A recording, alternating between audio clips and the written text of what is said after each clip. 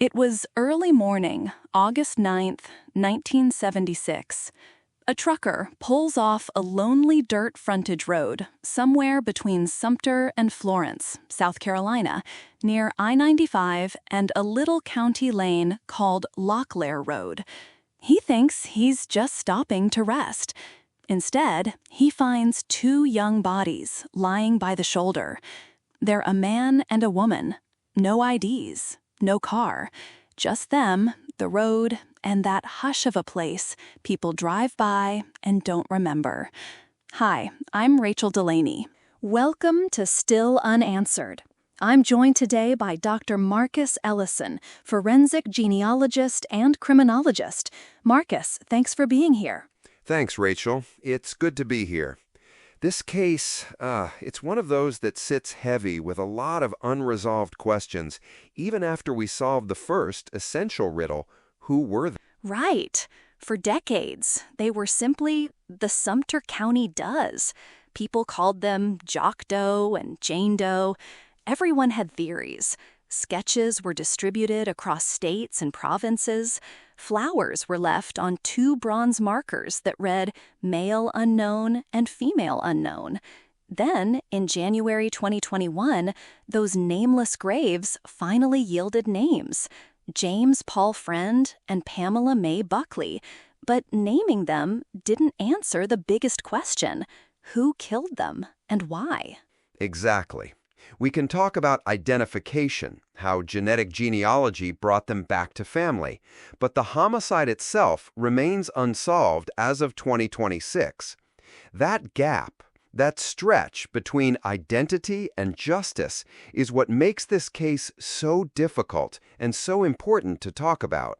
So today, we'll walk you through the discovery on that August morning, what investigators knew at the time, who the couple were in life, how the DNA Doe Project helped give them back their names, and then, because the name doesn't close the case, we'll examine the theories: robbery, personal conflict, a predator on the interstate, even the darker possibilities. We'll close with the questions still open and how listeners might help. Marcus, want to start with the scene itself. Paint it for us. Yeah, let's set it up. Picture pre-dawn light, chorus of insects, that particular smell of rural South Carolina, woods and old fields. The dirt road where they were found is not a highway. It's a frontage road that runs parallel to I-95, a place you might pull over if you were tired, or if you were trying to be somewhere you wouldn't be seen. A local man who lived nearby later reported hearing a car and what he thought were gunshots that night or in the early morning hours. Then, at 6:20 a.m., truck driver Martin Durant discovers the couple. He goes to a nearby store, alerts an employee, and law enforcement responds. By then, the bodies are exposed on the shoulder, fully closed, no wallets or IDs. No car, no IDs. That fact haunts the whole investigation. Without a vehicle or a plate to trace, the first lead is, well, there is no obvious lead. So the case pivots on the victims themselves: what they looked like, the clothes they wore, the jewelry, the wounds. Those details shaped everything for decades. Right, and I want to be clear. This wasn't a pair of impoverished kids with ragged clothes. The autopsy and the scene descriptions show good dental work, clean, relatively new clothing, a Belova wristwatch on the man, sterling silver rings with turquoise on the woman, styles that pointed at travel through the Southwest, or at least a taste for Southwestern or Mexican costume jewelry.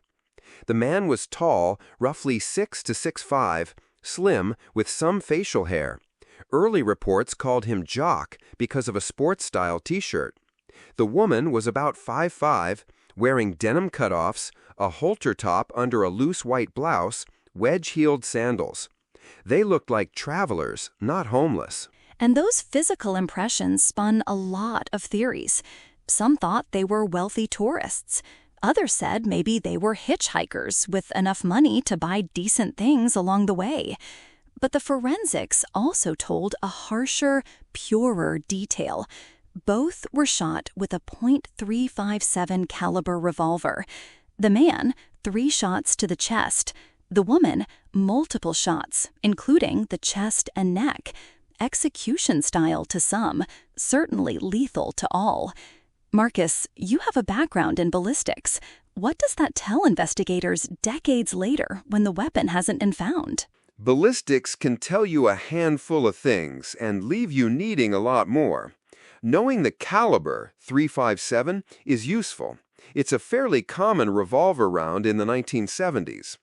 Wounds and bullet fragments can establish range, trajectory, and sometimes whether the shots were fired at close range. But without the gun, you can't match rifling or link the weapon to other crimes. The absence of a weapon, vehicle, or clear forensic trace linking a suspect to the scene is what often keeps a case cold.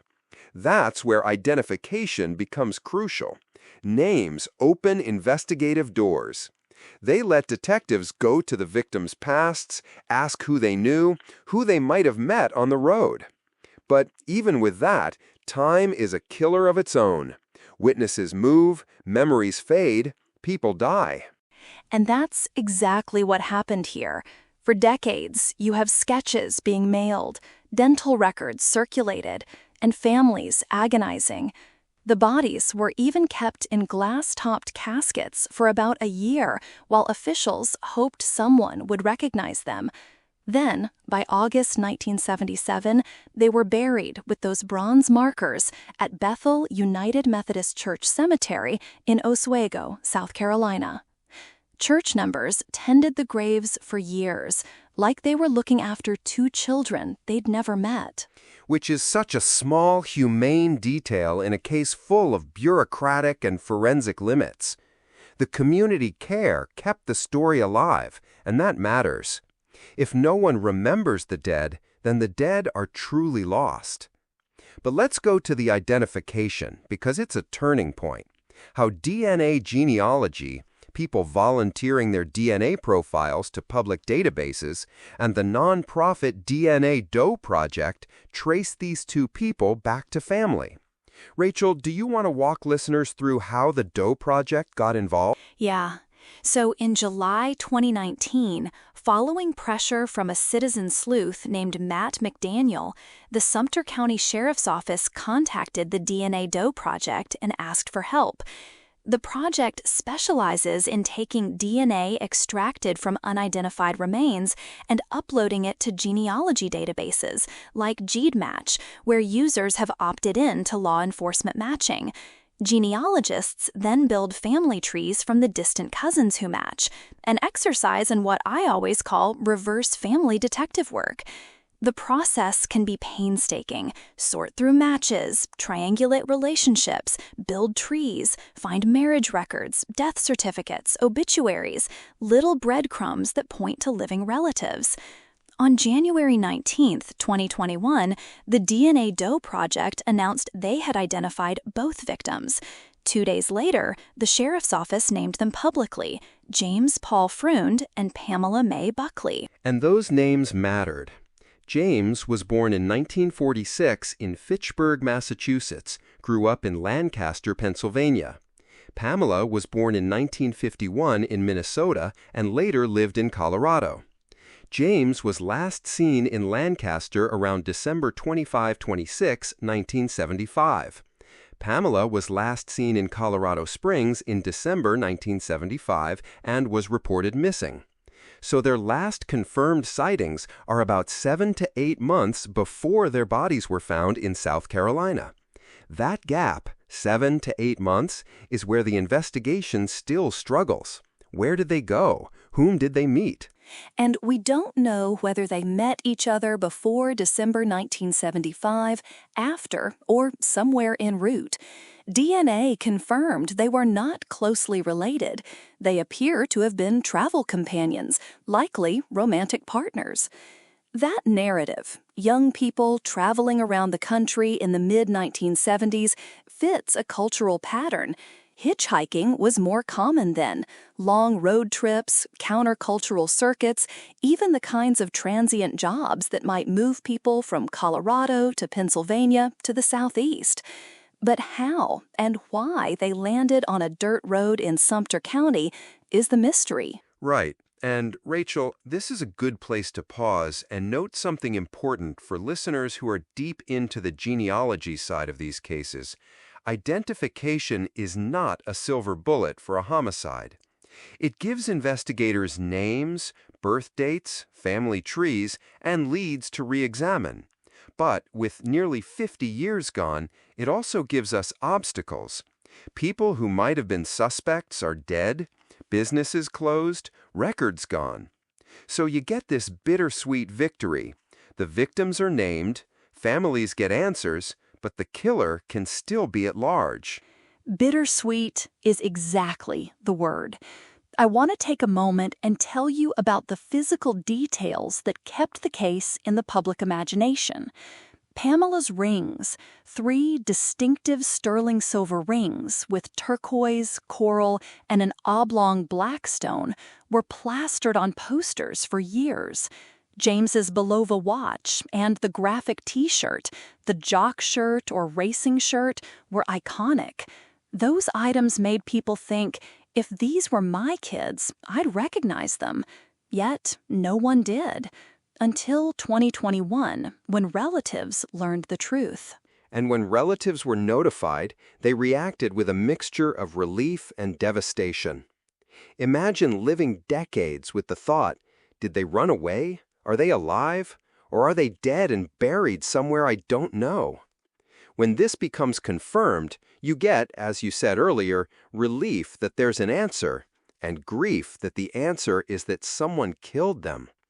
Families reportedly ask for privacy after the identification, and we respect that. We do. Let's move into some of the major investigative threads and theories that people have discussed over the years. We'll go one by one. Robbery gone wrong, personal conflict, serial or opportunistic predator, and a possible drug or smuggling connection.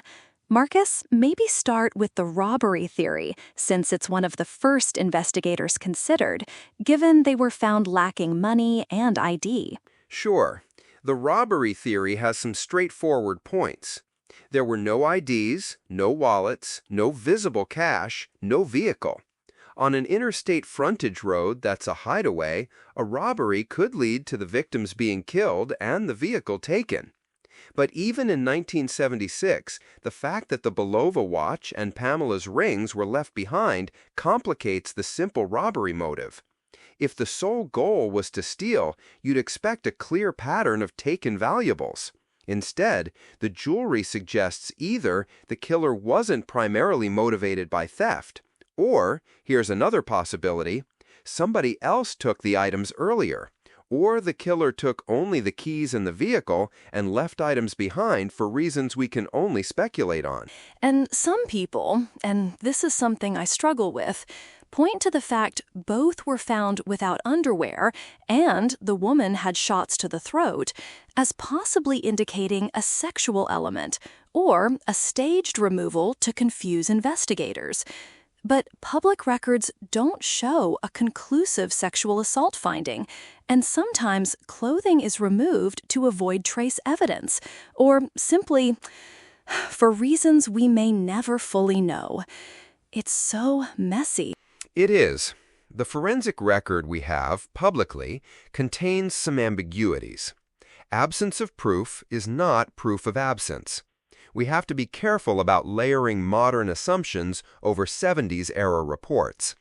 That said, the multiple shots to vital areas could indicate rage or determination to ensure death, which may be more consistent with personal conflict motive born from familiarity than pure opportunistic robbery. So let's take that second theory, personal conflict.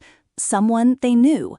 That could mean a fellow traveler, a friend, a jealous partner, a person they'd argued with. What supports that idea? Several things. First, Execution-style patterns, multiple shots at close range, can sometimes suggest personal animus. Second, the bodies were not hidden. They were placed on the road shoulder near each other.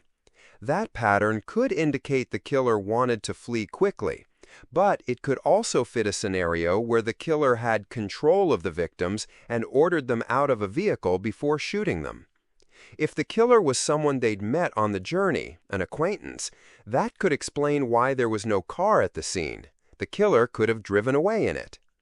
The trouble, without records of their movements in the months prior, we don't have a list of likely associates to test. There were, in fact, people considered over the years. Lonnie George Henry was arrested in 1977 in connection, but released for lack of evidence. He remained a person of interest in later write-ups. And then you have the whole genre of serial killer speculation.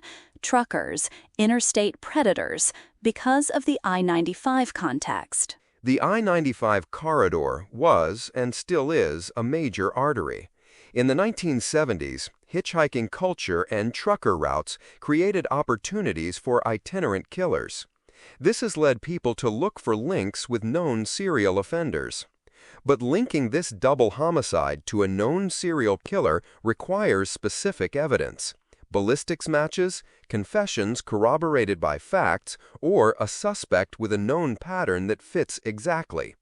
In the Sumter case, no credible serial linkage has been established in public records. Henry Lee Lucas, whose confessions turned out to be largely false, was sometimes floated into these conversations, but that's dangerous turf. Lucas claimed hundreds of murders, many of which were demonstrably untrue. So we have to be cautious about throwing known but unreliable confessors into the narrative. Yeah, that practice of using a famous name to close a story does a disservice. It distracts from real local leads. Speaking of which, another long-running angle was the Michael and Jeanette misidentification that circulated online and in amateur circles before 2021. That's a cautionary tale about armchair sleuths and the emotional cost of misidentification for real families. Absolutely. The Michael and Jeanette theory was repeated widely on forums and blogs, and while it's understandable why people latch on to possible matches, misidentifications can reopen wounds for families who think their loved ones have been found, only to have that hope taken away. The science, DNA, is the final arbiter. In this case, genealogy produced definitive links to James and Pamela, which is the responsible outcome. Let's talk for a little about how genealogy works in a case like this. Marcus, you do this professionally. Explain, for our listeners who pore over GED match threads, what the steps were from extracting DNA from old remains to building the family trees that solved this. Okay. First, the remains need to yield usable DNA. In exhumations, sometimes that comes from teeth or dense bone. The lab extracts whatever DNA it can, cleans it, and generates an SNP profile similar to what consumer companies use. That profile is then uploaded to databases where users have consented to law enforcement or public matching, like GEDmatch. You will typically get dozens or hundreds of distant cousins, third, fourth cousins, who share segments of DNA. Then genealogists trace those matches back.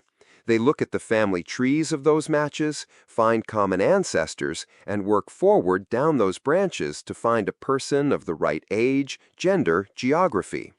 It's like solving a giant family puzzle with many missing pieces.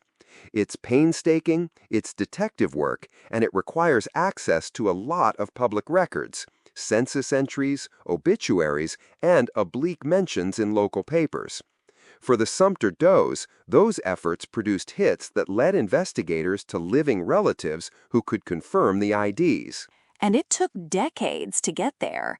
The bodies were exhumed around 2007 to pull newer DNA samples as technologies improved.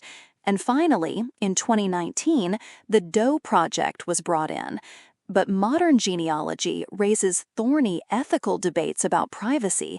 Marcus, can you talk honestly about those concerns?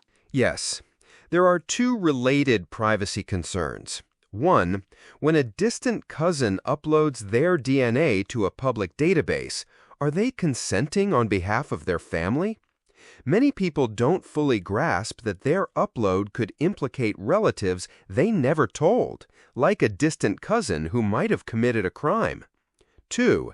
The use of consumer genetic genealogy for law enforcement, while enormously effective in identifying remains or suspects, relies on public participation and policies that vary by platform. GED Match adopted an opt-in policy after the Golden State Killer case. Family Tree DNA also allows law enforcement matching under certain conditions. The ethical balance is between solving violent crimes and preserving genetic privacy. Many argue that identifying victims, giving them back their names, is a moral imperative and a net positive. Others worry about slippery slopes. There's no simple answer, but transparency and strict policies help. Listeners who follow these cases often have strong opinions. Some say more DNA matches, more solved cases. Others say, my DNA is mine. I don't want it used that way. Both perspectives are valid. The Sumter County Does case is often cited as a positive example. Nobody suspects the newly identified people harmed anyone by being identified. Instead, their families finally knew what happened. Still, the ethics question is alive and well. Correct. And to expand, identification does two things. It returns humanity to victims, no more Jane or Jock, and it focuses investigations. You can subpoena phone records, travel logs, talk to family, friends, coworkers. But the passage of time erodes those leads.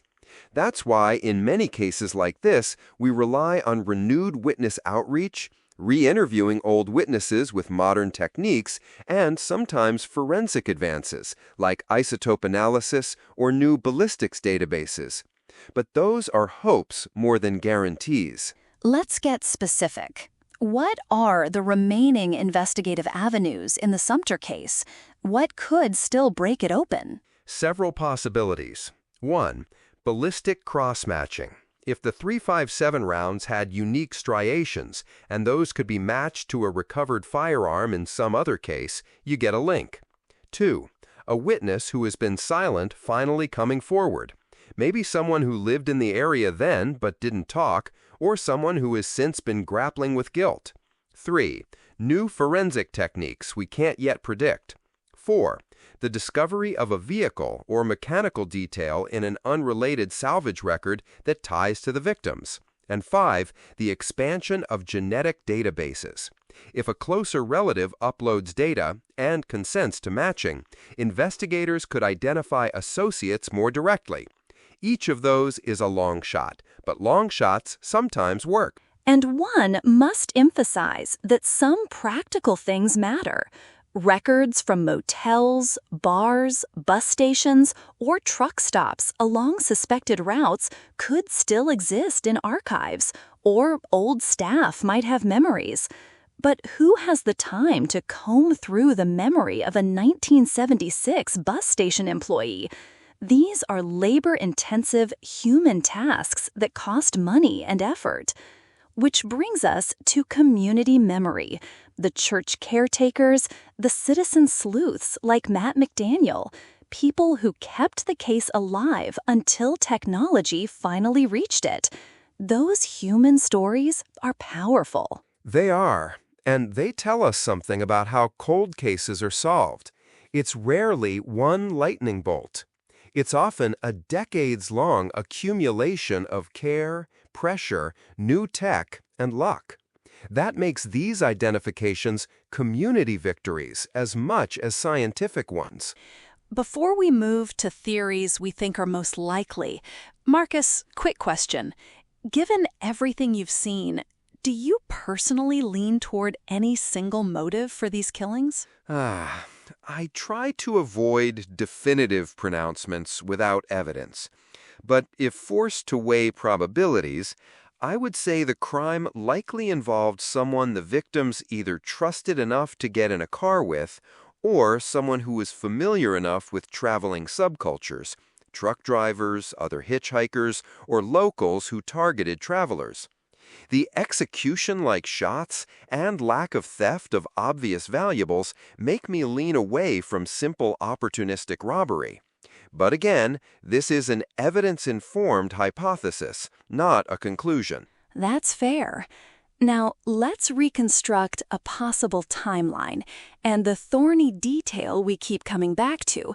Their last known sightings were in December 1975, James in Lancaster, Pamela in Colorado Springs, and then their bodies in August 1976 in South Carolina.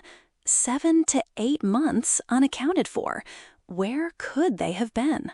Well, hypothesizing responsibly, their jewelry and clothing suggest time in the Southwest. Rings that look Southwestern or Mexican, Pamela's halter top and denim cutoffs, the kind of stuff a traveler would buy on a road trip through New Mexico, Arizona, or Colorado. James's racing t-shirt could have been purchased at an event or on the road. They might have traveled independently and met up, or met earlier and stayed together. The bigger question is whether they were traveling continuously or staying in places temporarily, friends' couches, short-term jobs, communes. That ambiguity makes tracking them very hard. Also, remember that in the 1970s, many transient people weren't reported missing, which is why James wasn't formally reported missing until much later, if at all. I want to add one human detail that stuck with me: the way local people in Sumter treated those graves. For decades, church attendees cleaned them, left fresh flowers.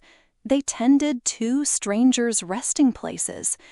It's a small, gentle defiance against anonymity. It says, "We will remember you, even if no one else does." That's part of why the Haywood County Sheriff reaching out to the Doe Project and Matt McDaniel pushing this mattered. Someone cared enough to do the legwork. Those human acts matter. They are the connective tissue between scientific efforts and social memory.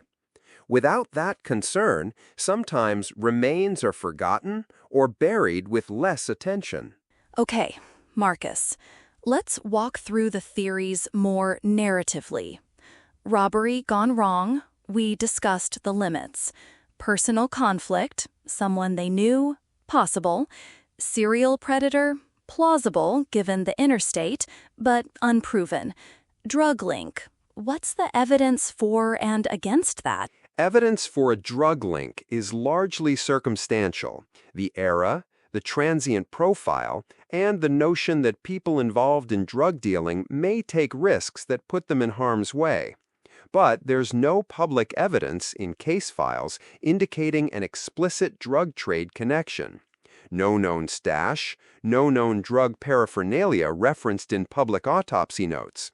The drug theory is plausible in the abstract, but it's far down the list without corroborating evidence. So, if listeners ask, what's most likely, you'd say we're somewhere between personal conflict and an opportunistic predator who had a reason to ensure they couldn't identify him or her, which leads to the persistent question, why take their IDs but leave jewelry? Marcus, what are realistic motives for removing IDs while leaving valuables? There are a few possibilities. One, removing IDs prevents quick identification and thereby delays investigative reach, which could help a killer avoid being traced.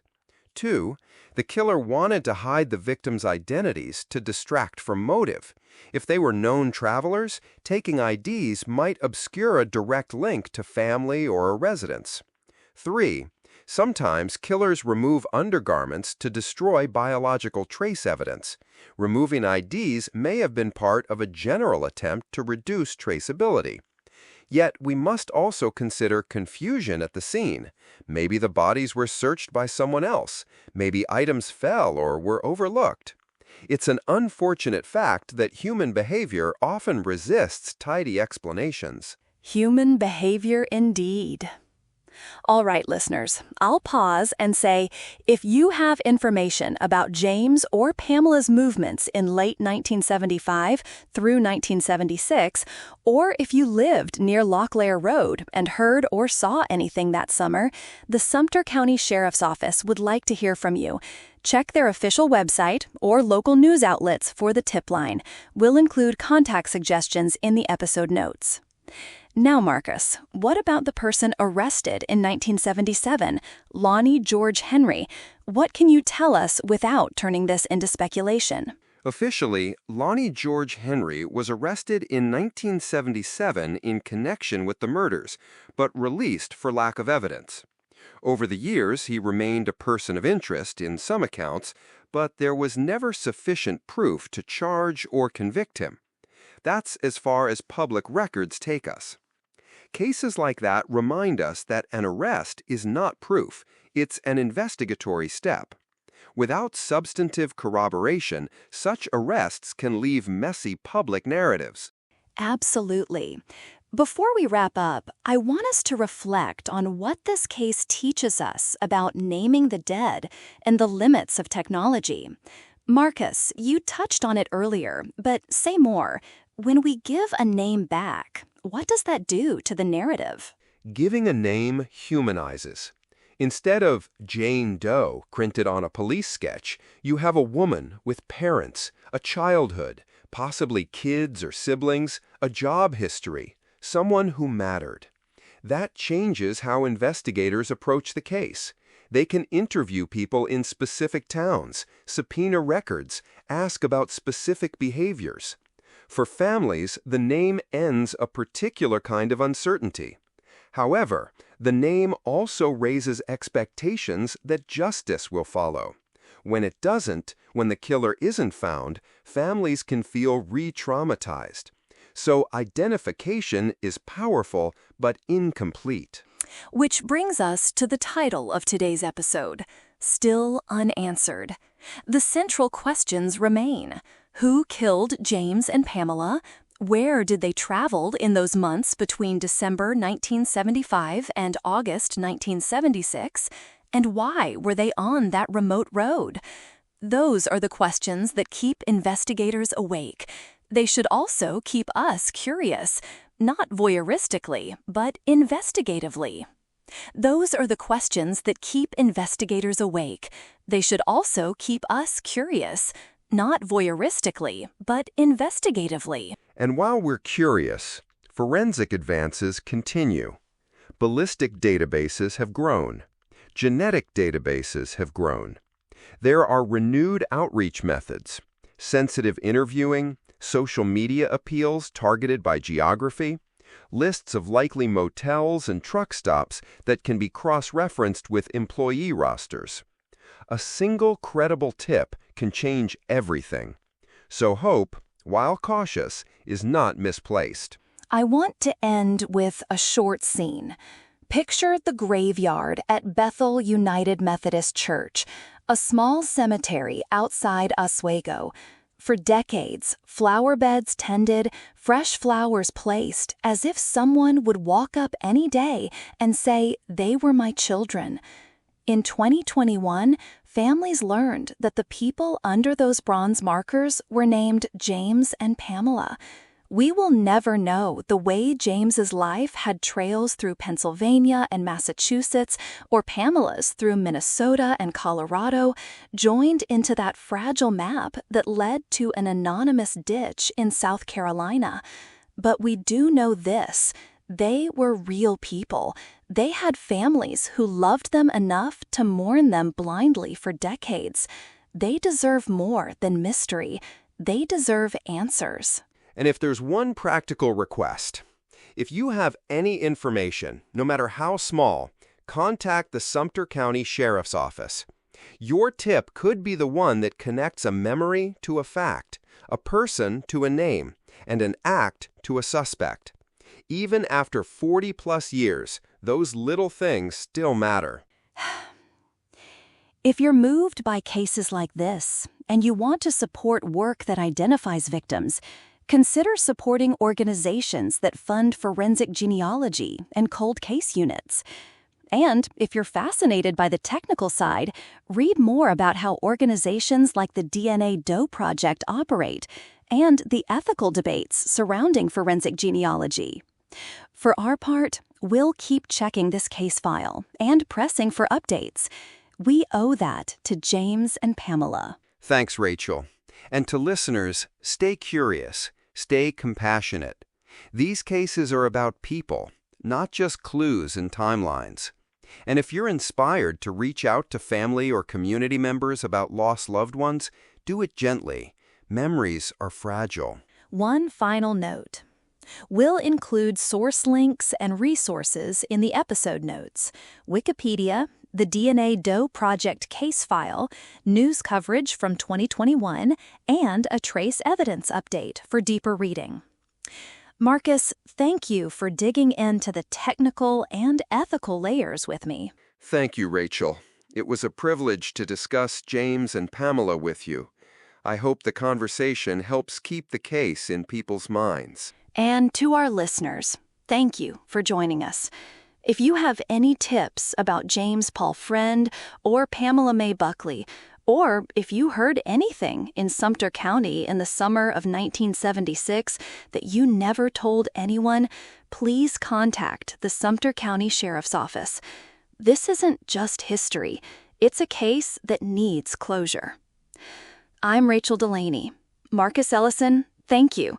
We'll be back with another still unanswered episode soon. Outro music starts. And